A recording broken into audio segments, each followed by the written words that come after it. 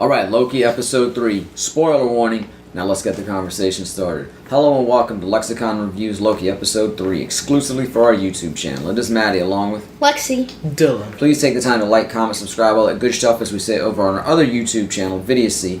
And also check out the main podcast that drops every Sunday at LexiconPodcast.wordpress.com. Links in the description, etc. at all. Alright, episode 3.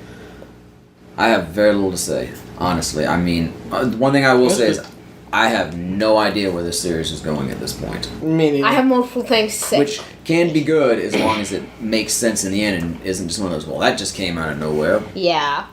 I agree. It's kind of like, we're kind of back to where we were episode 1. Like, where are we going now? So, that's a good thing for Loki. I just want to say, I find it a little bit better than episode 1. Not as good as episode 2. Episode 2 set the bar so high, and this just did not reach it. But because episode 2 was Mobius and Loki being close. We got no Mobius in this episode. This was Loki and his maybe self-obsessed. self-obsessed. Sylvie, though. Yes, lots of Sylvie. This was Loki and maybe self-obsessed. Oh gosh, no. I did feel like at one point they were leading these two to be in a romance together. Definitely. And I still won't be shocked to see that. I agree with that. I don't want to see it, but I'm not going to be shocked. I don't know. Right now, I'm just not into it. Nobody's good enough for Loki but you? It's weird that's Loki and Loki. That's my thing. As the series goes on, as we see more of them, I might be more interested. Just as of right now, just from episode 3, I'm not interested in it. But she's not Loki. She's another being. But she's still Loki. Exactly. She's like an alternate universe. Did you tell me you wouldn't fucking alternate universe version of yourself? No! Might be a little bit weird. I'm not saying I wouldn't do it, but it might be weird. I would be all over that.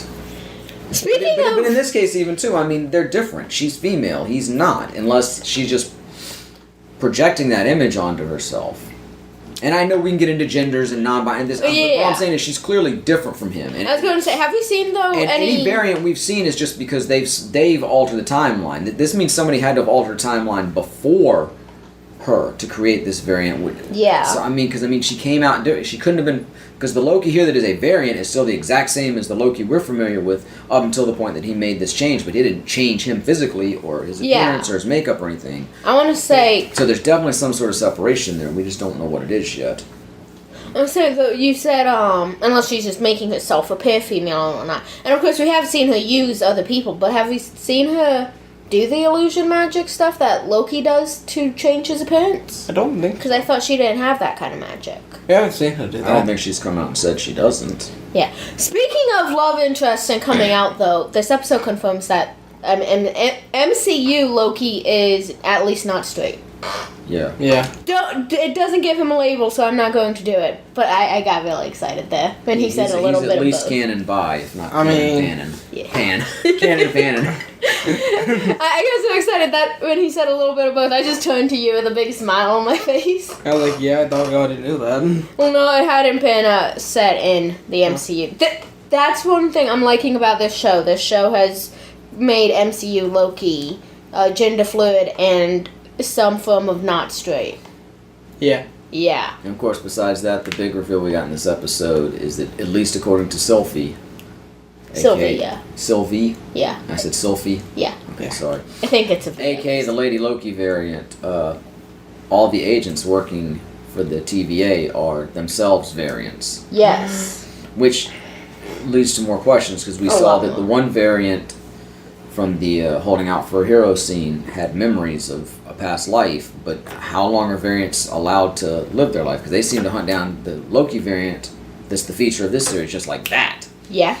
So, but maybe then again, I guess, I was going to say, I guess to be fair, Loki had, in Loki's case, like 1,500 years up until that point of memories to draw from, so I retried. That's my bad on that part. I get you. But at some point, they became a variant after those memories. How did they according to Sylvie, anyway. Why are they there? How did the TVA... And apparently the TVA agents don't know that, but I wonder if somebody does, like maybe Ramona. I think she knows more what's going on than the others, but maybe not.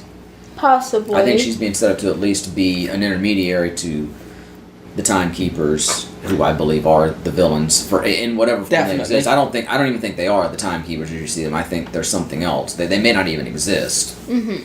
I hope that Mobius is later a variant of Owen Wilson. That's what I want. It would be quite interesting. It'd be amazing. Real quick, we were discussing her name, and I've seen since episode 3 came out, and seeing people talk about. Yeah, there's a character. Yeah, there's a whole other comic character with that name, and so people are wondering if maybe. Enchantress. Yeah, and so people are thinking if maybe they're kind of merging them in Lady Loki and her in the MCU. They've done things like that in. And there's apparently a theory that this is actually setting her up to be a villain in the next Thor movie. Somehow involved in the Thor movie. Okay. Well, apparently this series is going to go for more than one season. I think they pretty much confirmed that. Yeah. Which I have still no idea how it's going. Though. We don't even know what's happening next episode at this point. Yeah, which makes it seem like it might be a real slow burn. Loki and Sylvie may be going through, they may be on the run together for a while. It may take a while before we get any real answers for anything. Or it could lead into new seasons in a different direction, and we still have to see how it ties into the wider MCU. Yeah. Yeah. Talking about running though, they were on that one planet place thing. What was the name? Lamentus. Yes, Lamentus Lamentus. 1, I think. Yes. Technically, Moon is planet. Yeah, Moon. But they were trying to get onto the escape ship thing. That scene of them running and all that just looked really beautiful. Nice. Like really well done. I don't like apocalyptic cinema. I don't like apocalyptic stories and those kind of things. There's a lot of apocalypse. I had trouble getting into this episode. I like the train. I didn't enjoy that.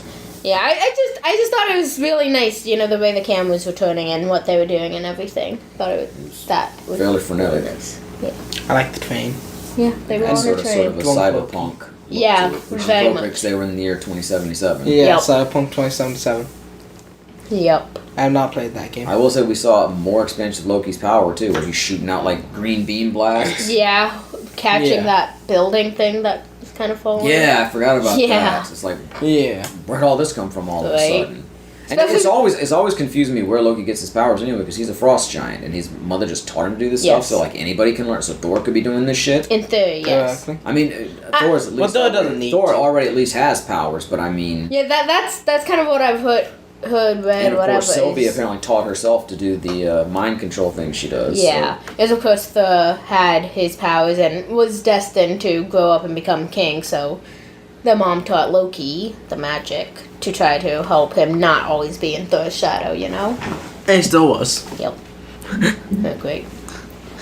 But now Loki has his own series and does have movies. I mean, overall though, I don't movies. necessarily think this was a bad episode, but it was, and it was an entertaining episode in a vacuum in and of itself. It's a self-contained bit of media. It was entertaining, but as far as the bigger picture, it was sort of just a hold-in-place episode. Yeah. I mean, it did leave with the cliffhanger of how they're going to get off this doomed planet, but we know they're going to in some way, shape, or form. I say Mobius. And we haven't had any of our larger questions answered, which again lends to perhaps they're just stretching it out to make this last more than one season. Yeah. And you suggested even that you think the next episode might be the same time period that, time being relative, of course, but same featuring what was going on back at the TVA with Mobius et al. Yeah, see what Loki and Sylvie are stuck. Because at some point somebody's going to have to come get them, and I don't know how they're going to, because theoretically they're not leaving any trace because they're in an apocalypse, and even though they tried to take the ship and escape off the planet, which would have changed things and would have led the TVA to them, at this point they didn't succeed. They haven't managed to do anything like that. Yeah, so that's why I think, because next episode it would kind of set up for somebody to come save them, and it stretches it out even more. But I keep saying with these Marvel TV shows, just wait and see. Yeah. Loki needs a hero. Yep. That's what made this episode. Going back to you were talking about the train, I just want to say I loved Loki.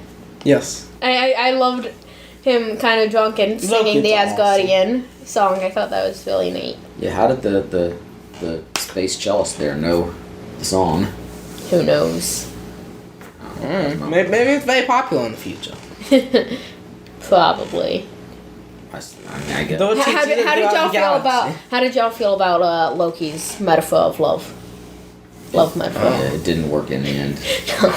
It started all right, and then it was like, well, you going with this Loki. Love was an imaginary dagger, okay? Hopefully that's not what we're saying about the series when it gets to the end. Well, it started all right.